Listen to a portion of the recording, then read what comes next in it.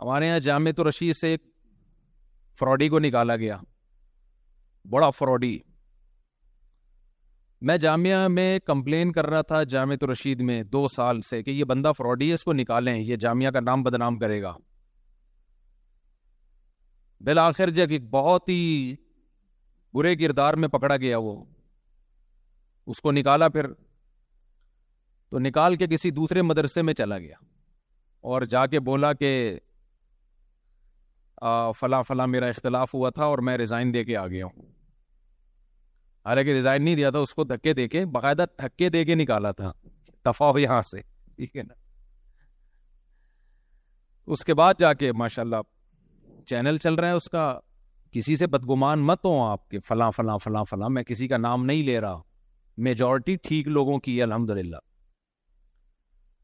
Majority میں اتنے اوپر لیول کا فراڈ نہیں ہے, لیکن کیا ہے کہ آج کہیں بھی جا کے کوئی بھی بیان داغ دینا تو لوگ تحقیق نہیں کرتے کہ یہ صحیح کہہ رہا ہے غلط کہہ رہا ہے. پہلے مجھے کیش کرایا چندے کے نام پہ, ٹھیک ٹھاک, مجھے یعنی کیش کرایا اس نے. ان تمام فراڈیوں کا نا خوب سمجھ لو, کسی کو کیش کرانے کا ایک طریقہ ہوتا ہے. یہ میں تھوڑا سا آپ کو گائیڈ کر دوں تاکہ آپ لوگ اس طرح کے لوگوں سے ہمیشہ کے لیے ہوشیار رہیں. جب تک ہم مشہور نہیں تھے نا, ہمیں نہیں پتا تھا کس طرح سے مشہور لوگوں کو کیش کرایا جاتا ہے, لیکن پاکستان میں بڑے بہترین بزنس ہے. امریکہ میں بھی ہے, پاکستان میں بھی بہت ساری جگہوں پہ. یہ خوب ہوشیار رہیں ایسے لوگوں سے. مشہور لوگوں کو کیش کرانے کا طریقہ یہ ہوتا ہے کہ مشہور لوگوں سے بہت سے لوگ ملنا چاہتے ہیں, بہت سے لوگوں کی خواہش ہوتی ہے ہم بھی مل لیں, ہم بھی مل لیں. تو کچھ بیچ میں آ جاتے ہیں, وہ کہتے ہیں ہم آپ کی ملاقات کروائیں گے, اور وہ یہ شو کرتے ہیں جیسے ہمارے فلاں صاحب سے, فلاں بزرگ سے بہت پرانے بہت اچھے تعلقات ہیں. پھر وہ سر پہ مسلط ہو جاتے ہیں. مشہور آدمی کسی کو ٹائم دے دیتا ہے کہ چلو جی لے آؤ, تو جب وہ لے کر آتے ہیں تو وہ لوگ سمجھ رہے ہوتے ہیں کہ یہ جو بیچ میں پھلترو تھا نا, پھلترو سمجھتے ہیں, یہ بیچ میں جو پھلترو کی طرح چپکا ہوا ہے یہ ہے اصل آدمی, یہ فلاں بزرگ کا, فلاں مفتی صاحب کا نائب ہے. ایسے ایسے میرے ساتھ دھوکے ہوئے ہیں. اور پھر میں بار بار بتا دوں, جب بھی کوئی ایسا واقعہ بتایا جاتا ہے تو آپ لوگوں کو ہوشیار کرنے کے لیے بتایا جاتا ہے, کسی سے بدگمان ہونے کے لیے نہیں بتایا جاتا کہ جو بھی میرے ساتھ پھر رہا ہے تو وہ فراڈی ہی ہوگا. یہ مطلب نہیں. ہمارے بہت سے اپنے شاگرد ہیں جو ہماری خدمت کر رہے ہیں, جو ہم سے سیکھ رہے ہیں, بڑی محبت کرنے والے لوگ ہیں. تو رفیع بھائی بیٹھے ہوئے ہیں ماشاءاللہ, ہمارے ساتھ رہتے ہیں, تو یہ فراڈی نہیں ہے بھائی, صحیح ہے. شاکر بھائی ہیں ہمارے ساتھ بیٹھے ہوتے ہیں, گپ شپ لگاتے ہیں, جا رہے ہوتے ہیں, کبھی اس گلی میں جا رہے ہیں, کبھی اس گلی میں آ رہے ہیں, تو یہ فراڈی نہیں ہے. اور اپنے شاگردوں میں بھی بہت سے ہوتے ہیں, لیکن بہت سے اسی کے بیچ میں ناجائز فائدہ اٹھاتے ہیں, بہت سے اٹھاتے.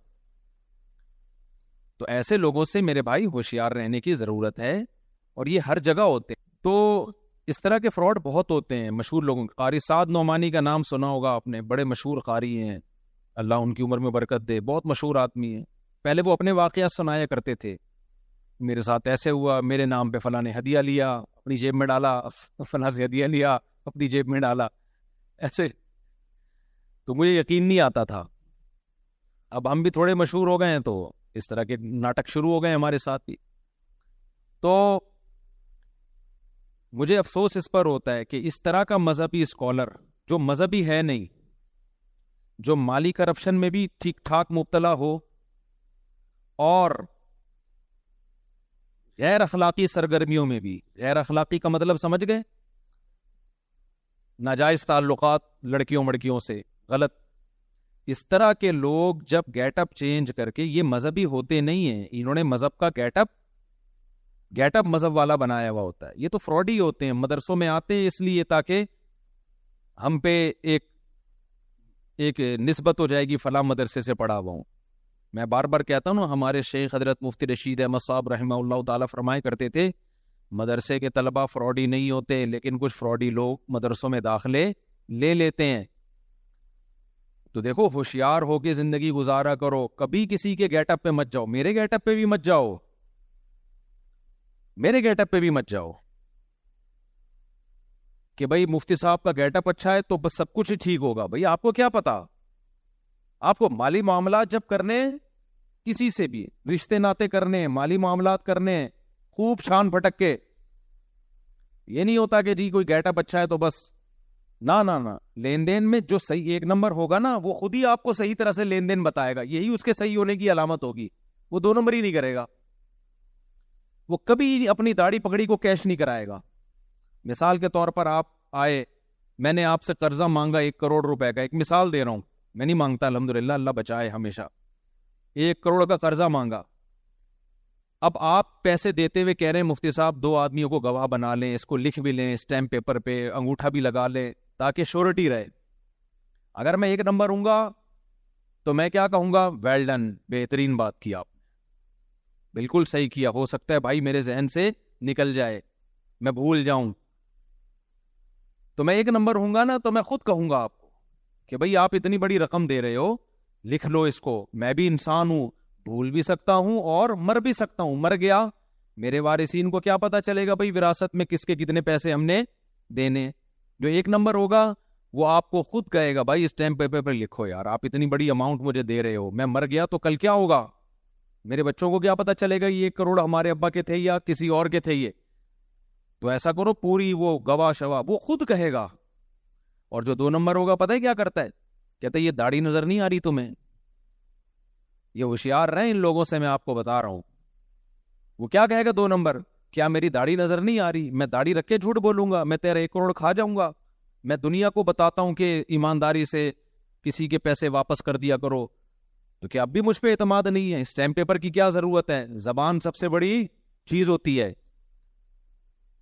تو یہ سمجھ لو مذہب کا ناجائز استعمال, مذہب کا بولو غلط استعمال.